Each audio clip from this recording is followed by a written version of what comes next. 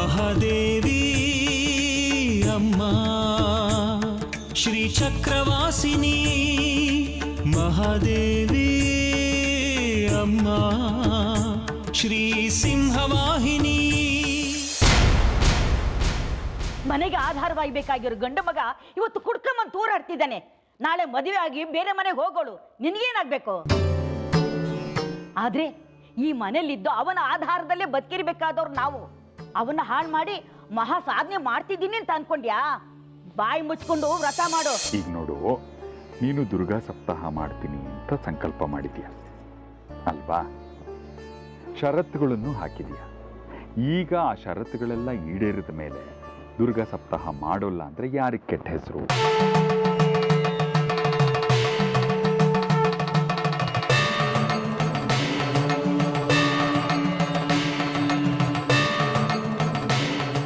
ಅಮ್ಮನವರು ನಿನ್ನ ದ್ವೇಷನ ಕ್ಷಮಿಸ್ತಾರೆ. ಆದರೆ ಯಾವುದೇ ಕಾರಣಕ್ಕೂ ಯಾವುದೇ ಸಂದರ್ಭದಲ್ಲೂ ಕೊಟ್ಟ ಮಾತು ತಪ್ಪಿದ್ರೆ ಅಮ್ಮನವ್ರು ಕ್ಷಮಿಸಲ್ಲ,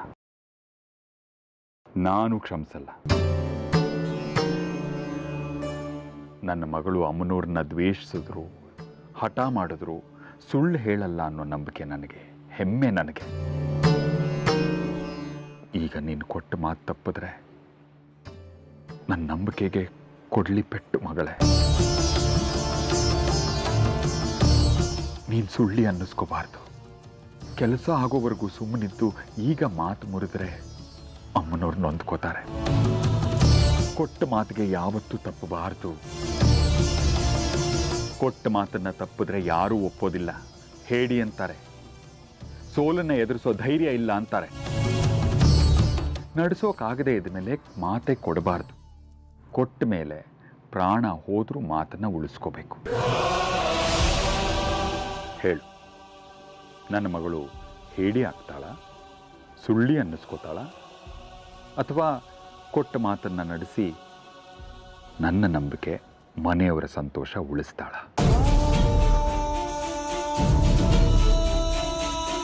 ನನ್ನ ಮಗಳು ಹೇಡಿ ಅಲ್ಲ ಅಲ್ವಾ?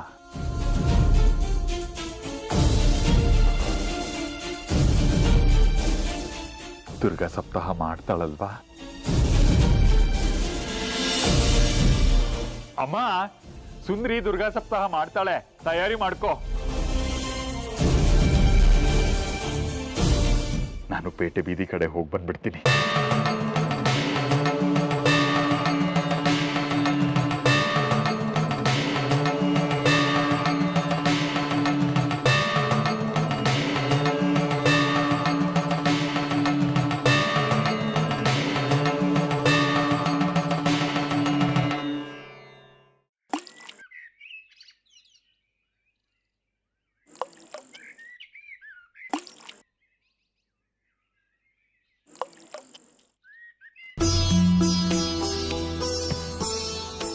ಈಗ ಸುಮ್ಮನೆ ಕೂತ್ಕೊಂಡು ಕಲ್ಯ ಸಿಕ್ಕಿದ್ರೆ ಬೇಜಾರಾಗತ್ತೆ ಕಣೆ.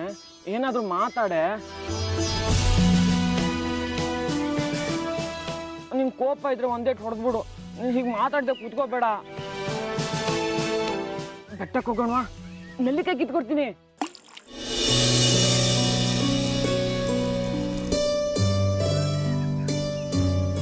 ಕಲ್ಲು ಎಸಿಬೇಡ್ವೆ? ತೆರೆ ನೋಡ್ತಾ ಮನ್ಸು ವಿಚಲಿತ ಆಗತ್ತಂತೆ. ಎಸಿಬೇಡ್ವೆ?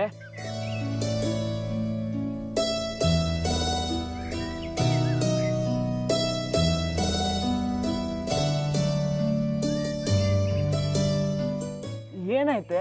ಯಾಕೆ ಮೌನ? ಈ ಮೌನವ ತಾಳೆನು. ಸ್ವಲ್ಪ ತೆಪ್ಪ ಕೂತ್ಕೋತಿಯಾ? ಯಾಕೆ? ಏನಾಯ್ತು ಅಂತ ಹೇಳ್ಬಾರ್ದಾ? ಸಿಕ್ಕಾಕೊಂಡ್ಬಿಟ್ಟೆ ಕಣೋ. ಯಾರ ಹತ್ರನೇ? ಅದೇ ಆ ರಾಕ್ಷಸಿ ಹತ್ರ. ಹಾಗಲ್ಲ, ಬೈಬೇಡಿ ಅಮ್ಮನವ್ರನ್ನ. ಮತ್ತಿನ್ನೇನು? ಗೊತ್ತು ತಾನೇ ನಾಳು ಪೂಜೆ ಮಾಡಕ್ ಇಷ್ಟ ಇಲ್ಲ, ಅವಳಿಗೆ ತಲೆ ಬಾಗಲ್ಲ ಅಂತ. ಮತ್ತೆ ಬಲ್ವಂತ? ಆ ತಾಯಿನೇ ಬಲವಂತ ಮಾಡಿದಾಳೆ. ನೀನು ಅವಳ ಹತ್ರ ಪಂದ್ಯ ಕಟ್ಟಿದೆ, ನೀನ್ ಸೋತೆ, ಅವಳು ಗೆದ್ಲು. ಸರ್ವಶಕ್ತಿ ಹತ್ರ ಪಂದ್ಯ ಕಟ್ಟೋದು ತಪ್ಪಲ್ವಾ? ಹೌದಪ್ಪ, ನಾನ್ ಸರಿ ಇಲ್ಲ. ನಿಂತ್ಕೊಳ್ಳೆ, ತಪ್ಪು ತಿಳ್ಕೊಬೇಡ. ನಾನ್ ಸೋತ್ರೆ ನಿಂಗೆ ಸಂತೋಷ ಅಲ್ವಾ? ಹೋಗಿ ಊರಿಗೆಲ್ಲ ಸಿಹಿ ಹಂಚ್ ಹೇಳು. ಅಮ್ಮನವ್ರ ಮುಂದೆ ಸುಂದ್ರಿ ಸೋತ್ಲು, ದುರ್ಗಾ ಸಪ್ತಾಹ ಮಾಡಕ್ ಒಪ್ಪಿದಾಳೆ ಅಂತ. ಅಳ್ಬೇಡ್ವೆ? ನನ್ನ ಕಣ್ಣಲ್ಲೂ ನೀರು ಬರುತ್ತೆ. ಹೋಗ, ಸುಮ್ಮನೆ ನಾಟಕ ಆಡ್ಬೇಡ. ನಾಟಕ ಅಲ್ಲ ಕಣೆ, ನಿಜವಾಗ್ಲೂ ನನ್ನ ಕಣ್ಣಲ್ಲಿ ನೀರು ಬರ್ತಿದೆ.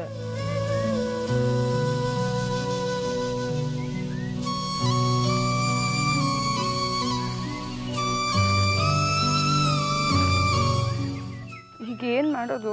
ಸ್ವಲ್ಪ ಹೊತ್ತು ಬಿಟ್ಮೇಲೆ ಕಣ್ಣೀರು ತಾನಾಗೆ ನಿಲ್ಲುತ್ತೆ. ಅದಲ್ವ, ಮತ್ತೆ ದುರ್ಗಾ ಸಪ್ತಾಹ ಮಾಡ್ದಿರೋ ಹಾಗೆ ಏನು ಮಾಡೋದು ಅಂದೆ.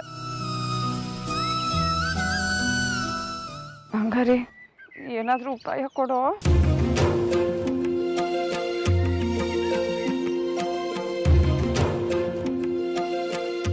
ಒಂದು ಕೆಲಸ ಮಾಡು, ಇವತ್ತು ಸಾಯಂಕಾಲ ನಾಳೆ ಬೆಳಗ್ಗೆ ತಲೆಗೆ ತಣ್ಣೀರು ಸ್ನಾನ ಮಾಡು. ಮನೇಲಿ ಎಲ್ಲರ ಮುಂದೆ ಮೂಗ್ನ ಸ್ವರ ಸ್ವರ ಅಂತ ಹೇಳಿ ತಲೆ ಬಾರ ಅನ್ನು.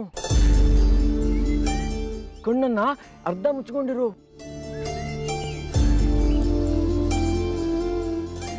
ಮೂಗನ್ನ ಉಜ್ಕೊಂಡು ಕೆಂಪಗೆ ದಾಳಿಂಬೆ ಹಣ್ಣು ಥರ ಮಾಡ್ಕೋ. ಹಾ, ಹಾಗೆ. ಅಯ್ಯೋ, ನನ್ನ ಕೈಯಲ್ಲಿ ಆಗ್ತಿಲ್ಲ, ಜ್ವರ ನೆಗಡಿಯನ್ನು. ಅವಾಗ ಕೆಮ್ತಿರು. ಮನೆಯವರೆಲ್ಲ ಗಾಬರಿ ಆಗ್ಬೇಕು. ಹಾಗೆ ಆಮೇಲೆ ಅವರೇ ಒಂದು ನಿರ್ಧಾರಕ್ಕೆ ಬರ್ತಾರೆ. ಸುಂದ್ರಿಗೆ ಹುಷಾರಿಲ್ಲ, ಈ ಸ್ಥಿತಿಲಿ ಅವಳ ಕೈಲಿ ಉಪವಾಸದಲ್ಲಿ ಪೂಜೆ ಮಾಡಿಸಿದ್ರೆ ಅವಳ ಆರೋಗ್ಯ ಇನ್ನೂ ಹದಗೆಡುತ್ತೆ, ಇನ್ನೊಂದ್ ಸ್ವಲ್ಪ ದಿನ ಬಿಟ್ಟು ಮಾಡ್ಸೋಣ ಅಂತ. ಸರಿ ತಾನೆ? ಹೆಂಗಿದೆ ನನ್ನ ಉಪಾಯ? ತುಂಬಾ ಚೆನ್ನಾಗಿದೆ. ನೀನ್ ಯಾವಾಗ್ಲೂ ಹೀಗೆ ನಗ್ತಿರ್ಬೇಕು ಕಣೆ. ಸರಿ, ಬರ್ತೀನಿ.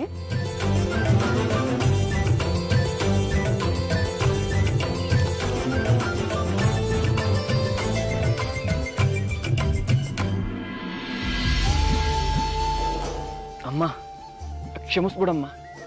ಸುಂದ್ರಿ ಕಣ್ಣಲ್ಲಿ ನೀರು ನೋಡೋಕ್ಕಾಗದೆ ಈ ಉಪಾಯ ಕೊಟ್ಬಿಟ್ಟೆ. ಶಿಕ್ಷೆ ಏನು ಕೊಡೋದಿದ್ರು ನನಗೆ ಕೊಟ್ಬಿಡು. ಸುಂದ್ರಿ ಯಾವಾಗಲೂ ನಗ್ನಗ್ತಾ ಇರಬೇಕು.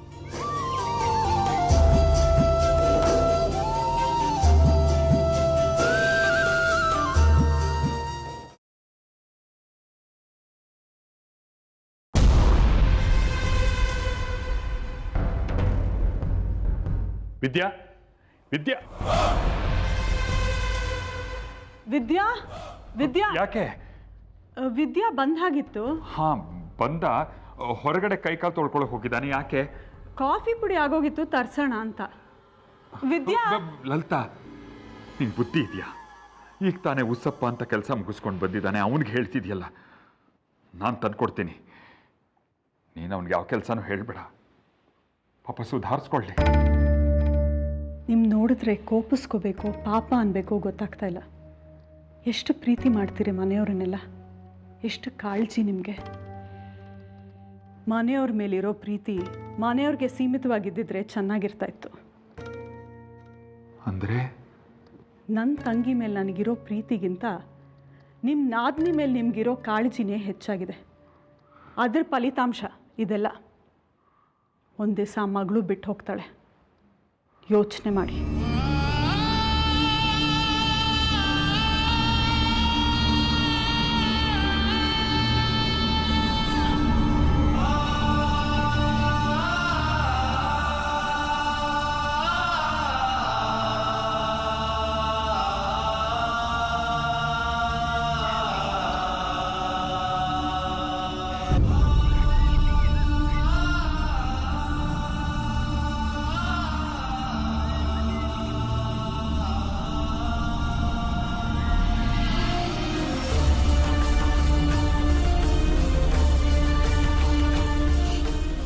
ವಿದ್ಯಾ,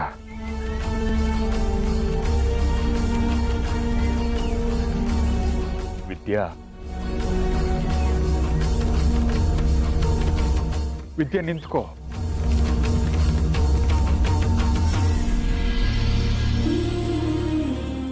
ಕೋಪ ಮಾಡ್ಕೋಬೇಡ್ವೋ. ಒಂದೆರಡು ಮಾತು ಹೇಳಬೇಕು, ಅದಕ್ಕೆ ತಡೆದೆ. ಮೀಸೆ ಬಂದಿದೆ, ದೊಡ್ಡವನಾಗಿದೆಯಾ, ಸರಿ ಯಾವುದು ತಪ್ಪು ಯಾವುದು ಅನ್ನೋ ವಿವೇಚನೆ ನೀನೇ ಮಾಡ್ತೀಯ. ನಾನು ನಿಂಗೆ ಬುದ್ಧಿ ಹೇಳಲ್ಲ. ಕುಡಿತಾ ಎಷ್ಟು ಕೆಟ್ಟದ್ದು, ಕುಡಿಯೋದ್ರಿಂದ ಏನೇನು ತೊಂದರೆ, ಯಾಕೆ ಕುಡಿಬಾರ್ದು, ಈ ಉಪದೇಶ ಎಲ್ಲ ನಾನು ಮಾಡಲ್ಲ. ಕುಡಿಯೋದ್ರಿಂದ ನಿನಗೆ ಸಂತೋಷ ಸಿಗುತ್ತೆ ಅನ್ನೋದಾದರೆ ಕುಡಿ, ನಾನು ತಡೆಯಲ್ಲ. ಆದರೆ ನಿನ್ನ ಸಂತೋಷ ನಿನ್ನೇಳಿಗೆನೇ ಕಿತ್ಕೋಬಾರ್ದು, ಅದಷ್ಟೇ ನನ್ನ ಕಾಳಜಿ. ನಿನ್ನ ಪ್ರಕಾರ ನಿಮ್ಮಪ್ಪ ಕೆಟ್ಟವನು, ವಂಚಕ, ವ್ಯಭಿಚಾರಿ. ನಿಮಗೆಲ್ಲ ಸುಳ್ಳು ಹೇಳಿ ಕಣ್ಣ ಮುಚ್ಚಾಲೆ ಆಡಿರೋ ಅಪರಾಧಿ. ನಮ್ಮ ಜಮೀನು ಪತ್ರನ ನಿಮಗೆ ಯಾರಿಗೂ ಗೊತ್ತಾಗದ ಹಾಗೆ ನಿಮ್ಮ ಚಿಕ್ಕಮ್ಮನಿಗೆ ತಗೊಂಡು ಹೋಗಿ ಕೊಟ್ಟಿದ್ದೀನಿ ಅಂತ ನೀನು ತಿಳ್ಕೊಂಡಿದೀಯಾ. ಅದನ್ನು ಸರಿಪಡಿಸೋಕೆ ಎಷ್ಟೇ ವಿವರಣೆ ಕೊಟ್ಟರೂ ಅದನ್ನು ಕೇಳಿಸ್ಕೊಳ್ಳೋ ತಾಳ್ಮೆ ಕೂಡ ನಿನಗಿಲ್ಲ. ಪರವಾಗಿಲ್ಲ, ನಿಧಾನವಾಗಿ ನಿನಗೆ ಅರ್ಥ ಆಗುತ್ತೆ. ಆದರೆ ಈಗ ನಿನಗೆ ನಿಮ್ಮಪ್ಪನ ಮೇಲೆ ಕೋಪ, ನಿಮ್ಮಪ್ಪನ ಮನಸ್ಸು ನೋಯಿಸ್ಬೇಕು ಅನ್ನೋ ಹಠ. ನೋಯಿಸು, ಸಹಿಸ್ಕೊತೀನಿ. ಆದರೆ ನಿಮ್ಮಪ್ಪನಾಗಿ ಕೈ ಮುಗಿತೀನಿ, ಒಂದೇ ಒಂದು ಬೇಡ್ಕೋತೀನಿ. ನೋಯಿಸೋದಾದ್ರೆ ನನ್ನನ್ನು ಮಾತ್ರ ನೋಯಿಸು.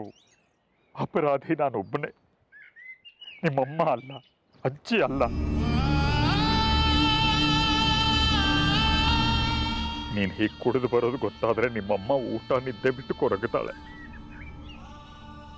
ನಿಮ್ಮಜ್ಜಿ ಒಬ್ಬಳೇ ಕೂತಾಳ್ತಾಳೆ. ಊರಿಗೆ ಯಾಕೋ ಶಿಕ್ಷೆ ಕೊಡ್ತೀಯ? ದಯವಿಟ್ಟು ಕುಡಿಯೋದಾದ್ರೆ ಕಡೇ ಪಕ್ಷ ಅವ್ರಗಳಿಗೆ ಗೊತ್ತಾಗದ ಕುಡಿಯೋ.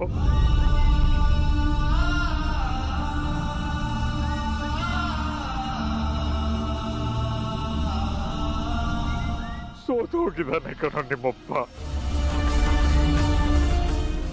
ಯಾರನ್ನು ಸಂಭಾಳಿಸೋ ಶಕ್ತಿ ಇಲ್ಲದಷ್ಟು ಸೋತೋಗಿದ್ದಾನೆ.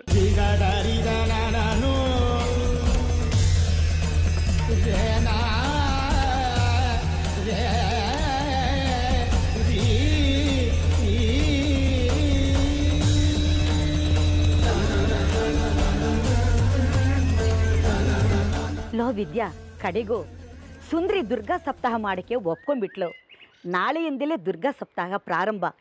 7 ದಿನ ಸಾಯಂಕಾಲ ಪೂಜೆ ನಡೆಯುತ್ತೆ. ನೀನು ಬೇಗ ಬಂದ್ಬಿಡು.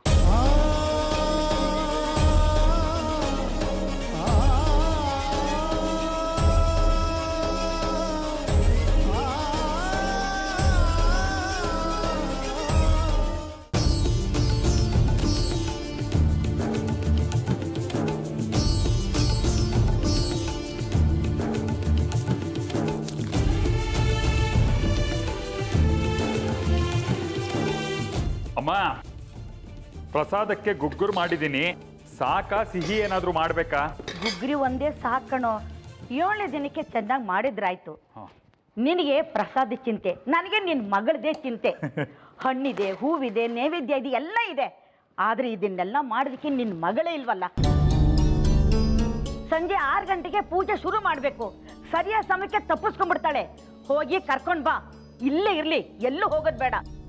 ಇಷ್ಟು ದಿನ ಕಸ ರಂಗೋಲಿ ಎರಡೂ ಮುಗಿಸ್ಕೊಂಡು ಊಟದ ಹೊತ್ತಿಗೆ ಮನೆಗೆ ಬರೋಳು.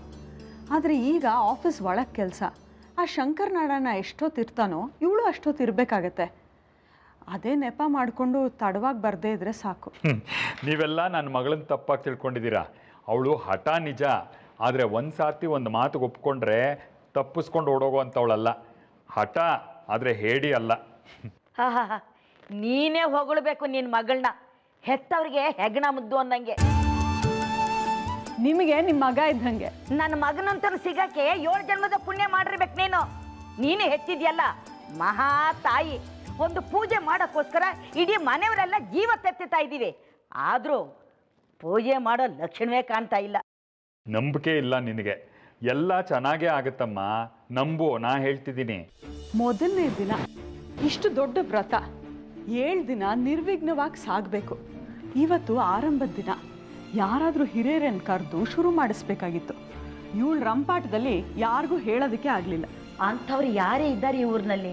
ಅದು ನಿಜ. ನಡೆದಾಡೋ ಅಮ್ಮನವರ ಸ್ವರೂಪದ ಹಾಗಿರೋದು ವಿರೂಪಾಕ್ಷ ಶಾಸ್ತ್ರಿಗಳು ಒಬ್ಬರೇ. ಅಂಥವ್ರು ನಮ್ಮನೆ ಕರೆಯೋಕ್ಕಾಗತ್ತಾ? ಕರೆದ್ರೂ ಅವ್ರು ಬಂದಾರಿಯೇ. ಅದಕ್ಕೆ ದೇವಸ್ಥಾನದಲ್ಲಿ ನಾನು ಬಾಲಸುಬ್ರಹ್ಮಣ್ಯ ಅವ್ರಿಗೆ ಹೇಳಿದ್ದೀನಿ, ಅವರು ಅವ್ರ ಮನೆ ಆಕೆ ಅವರು ಬರಬಹುದು. ಒಳ್ಳೇದಾಯ್ತು ಬಿಡಿ. ನೋಡು, ಅವ್ರು ಬರಲಿ ಬಿಡಲಿ, ಅದು ಅವ್ರ ಇಷ್ಟ. ವಿರೂಪಾಕ್ಷಿ ಶಾಸ್ತ್ರಿಗಳು ನಮ್ಮನೆಗೆ ತುಂಬ ಸಹಾಯ ಮಾಡಿದ್ದಾರೆ. ನಿನ್ನ ಕೆಲಸ, ವಿದ್ಯನಿಗೆ ಟ್ರಾವೆಲ್ಸು, ಸುಂದರಿ ಕೆಲಸ, ಇಷ್ಟೆಲ್ಲ ಸಹಾಯ ಮಾಡಿದವ್ರಿಗೆ ನಮ್ಮ ಮನೇಲಿ ಒಂದು ಪೂಜೆ ಮಾಡ್ತಿದ್ದೀವಿ ಅಂತ ಅವರಿಗೆ ಕಿವಿಗೆ ಹಾಕೋದಲ್ವೇನೋ? ಅವ್ರನ್ನೇ ಮರ್ತು ಬಿಡೋದೇನೋ? ಹೌದು ರೀ, ಶಾಸ್ತ್ರಿಗಳಿಗೂ ಒಂದು ಮಾತು ತಿಳಿಸ್ಬೇಕಾಗಿತ್ತು. ಅಯ್ಯೋ ನನ್ನ ತಲೆಗೆ ಹೊಳಿಲೇ ಇಲ್ಲ. ನೀನು ಆಗಲೇ ಹೇಳೋದಲ್ವಾ, ನೀನಾದರೂ ಹೇಳೋದಲ್ವೇನಮ್ಮ? ಮಧ್ಯಾಹ್ನದ ಹೊತ್ತು ಮನೇಲೇ ಇರ್ತಾರೆ, ಹೋಗಿ ಒಂದು ಹೆಜ್ಜೆ ಹೇಳಿ ಬಂದ್ಬಿಡ್ಲಾ? ಹೌದು, ಹೇಳಿ ಬಂದ್ಬಿಡಿ. ಆಮೇಲೆ ಇದೇ ದೊಡ್ಡದಾಗಿ ಉಳಿದ್ಬಿಡುತ್ತೆ. ಚಿಕ್ಕವ್ರು ನಾವು ಮಾತು ಕೇಳಬೇಕಾಗತ್ತೆ. ಸರಿ, ನಾ ಹೋಗಿ ಬಂದ್ಬಿಡ್ತೀನಿ. ಬೇಗ ಬಂದ್ಬಿಡಪ್ಪ. ಹಾಂ. ಮಾಯಾಧ್ಯಕ್ಷೇಣ ಪ್ರಕೃತಿ ಸೂಯತೆ ಸಚರಾಚರಂ ಹೇತುನಾನೇನ ಕೌಂತೆಯ ಜಗತ್ ವಿಪರೀತ ವರ್ತತೆ. ತಾಯಿ,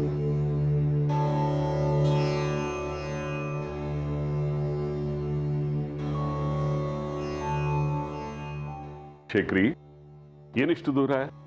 ತಮ್ಮನ್ನೇ ಕಾಣೋಣ ಅಂತ ಬಂದೆ. ಓ ವಿಶಾಲು, ನನಗೆ ಶೇಖರಿಗೆ ಒಂದೊಂದು ಲೋಟ ಹಾಲು ತಗೊಂಡ್ ಬಾ. ನನಗೆ ಹಾಲು ಬೇಡಿ. ಯಾಕೆ, ನಮ್ಮನೇಲಿ ಕುಡಿಬಾರ್ದು ಅಂತಾನೆ? ಹಾಗಲ್ಲ, ನಿಮ್ಮ ಜೊತೆ ಹಾಲು ಕುಡಿಯೋದು ಅಂದ್ರೇನು? ಶೇಖರಿ, ಆ ತಾಯಿ ಪಾದಪದ್ಮಗಳಲ್ಲಿ ಎಲ್ಲರೂ ಒಂದೇ, ಮೇಲು ಕೀಳು ಅನ್ನೋ ಭಾವನೆ ಇಲ್ಲ. ಸರಿ, ಕೂತ್ಕೊ. ಚಿಕ್ಕಣ್ಣ, ಕುರ್ಚಿ ತಗೊಂಡ್ಬಾ. ಅಯ್ಯೋ ಬೇಡಿ, ಕುರ್ಚಿಲ್ ಕೂತ್ಕೊಳ್ಳೋ ಅಂತ ಯೋಗ್ಯತೆ ನನಗಿಲ್ಲ. ನಾನೇ ಹೇಳ್ತಾ ಇದ್ದೀನಲ್ಲ, ಅದು ತಮ್ಮ ದೊಡ್ಡ ಗುಣ. ಅಂತೂ ನೀನು ಬದಲಾಗಲ್ಲ. ನನ್ನ ಸ್ಥಾನ, ನನ್ನ ಯೋಗ್ಯತೆ ಏನು ಅನ್ನೋದು ನನಗೆ ಸ್ಪಷ್ಟವಾಗಿ ಗೊತ್ತಿದೆ.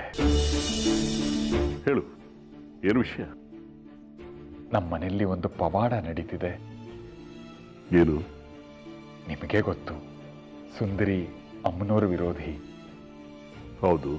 ಅಂಥವಳು ದುರ್ಗಾ ಸಪ್ತಾಹ ಮಾಡಕ್ಕೆ ಒಪ್ಪಿದ್ದಾಳೆ.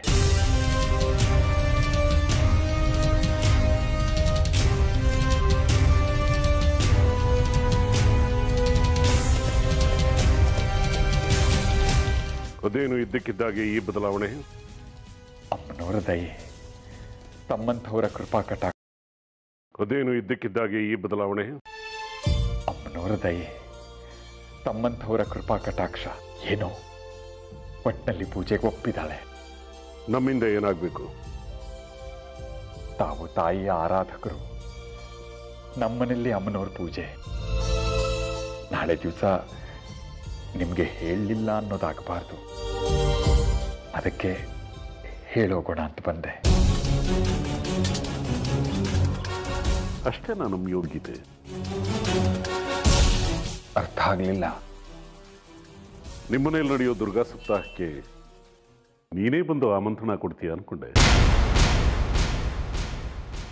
ತಾವು ನಮ್ಮಂಥವ್ರ ಮನೆಗೆ ಯಾಕೆ ಬರಬಾರ್ದಾ? ಓ, ಬನ್ನಿ ಬನ್ನಿ ಬನ್ನಿ, ಅಗತ್ಯವಾಗಿ ಬನ್ನಿ. ನಾನೇ ಕೇಳ್ಕೊಂಡೆ ಅಂತ ನೀನು ಕರಿತಾ ಇದೀಯಾ? ಇಲ್ಲ ಇಲ್ಲ ಇಲ್ಲ, ಮನಪೂರ್ವಕವಾಗಿ ಕರಿತಾ ಇದ್ದೀನಿ. ದಯಮಾಡಿ ಬನ್ನಿ. ತಾವು ಬಂದರೆ ಸಾಕ್ಷಾತ್ ಅಮ್ಮನವರೇ ಬಂದ ಹಾಗಾಗತ್ತೆ. ಯಾವಾಗ ಬರಬೇಕು? ಇವತ್ತು ಸಂಜೆ. ಪೌರೋಹಿತ್ಯಕ್ಕೆ ಯಾರು ಬರ್ತಾ ಇದ್ದಾರೆ?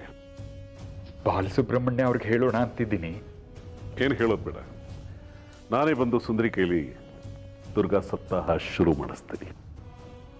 ಸಾಕ್ಷಾತ್ ವಿಶ್ವಾಮಿತ್ರರೇ ಬಂದು ಸಂಕಲ್ಪ ಮಾಡಿಸಿದ್ರೇನೋ ಅನ್ನೋಷ್ಟು ಸಂತೋಷ ಆಗ್ತಿದೆ. ಇದು ಕನಸೋ ನನಸೋ ಗೊತ್ತಾಗ್ತಿಲ್ಲ. ಇದರಲ್ಲಿ ನಮ್ದೇನೂ ಇಲ್ಲ ಶೇಖರಿ, ಎಲ್ಲ ತಾಯಿ ಇಚ್ಛೆ. ವಿರೂಪಾಕ್ಷ, ಸುಂದರಿ ಮನೆಯಲ್ಲಿ ದುರ್ಗಾ ಸಪ್ತಾಹ ನಡೀತಾ ಇದೆ, ಅದಕ್ಕೆ ನಿನ್ನ ಮಂತ್ರಗೋಷ್ಠಿಂದಾನೇ ಪ್ರಾರಂಭ ಆಗಬೇಕು, ಹೋಗಿ ಪ್ರಾರಂಭ ಮಾಡಿಸು ಅಂತ ಆಜ್ಞೆ ಕೊಟ್ಟಿದ್ದಾಳೆ. ನಾನು ಪಾಲಿಸ್ತಾ ಇದ್ದೀನಿ ಅಷ್ಟೇ.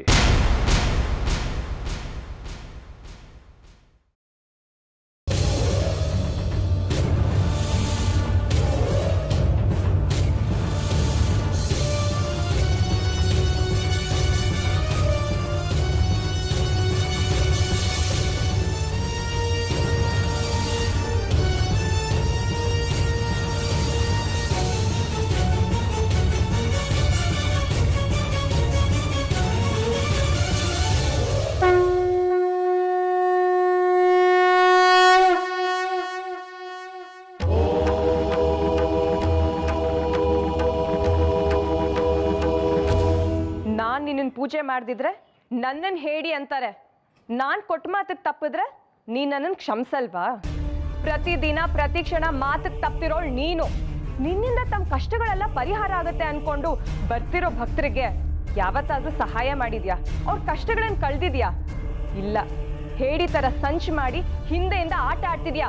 ಧೈರ್ಯ ಇದ್ರೆ ಎದುರಿಗೆ ಬಾ, ನನ್ನನ್ನು ಎದುರಿಸು, ನಾನ್ ಕೇಳೋ ಪ್ರಶ್ನೆಗಳಿಗೆ ಉತ್ತರ ಕೊಡು, ಆಗ ನಿನ್ನನ್ನು ನಾನು ಸೋಲಿಸ್ತೀನಿ. ಬರಲ್ಲ ನೀನು, ಯಾಕಂದ್ರೆ ನಿನಗ್ ಧೈರ್ಯನೂ ಇಲ್ಲ, ನಾನ್ ಕೇಳೋ ಪ್ರಶ್ನೆಗಳಿಗೆ ಉತ್ತರನೂ ಇಲ್ಲ.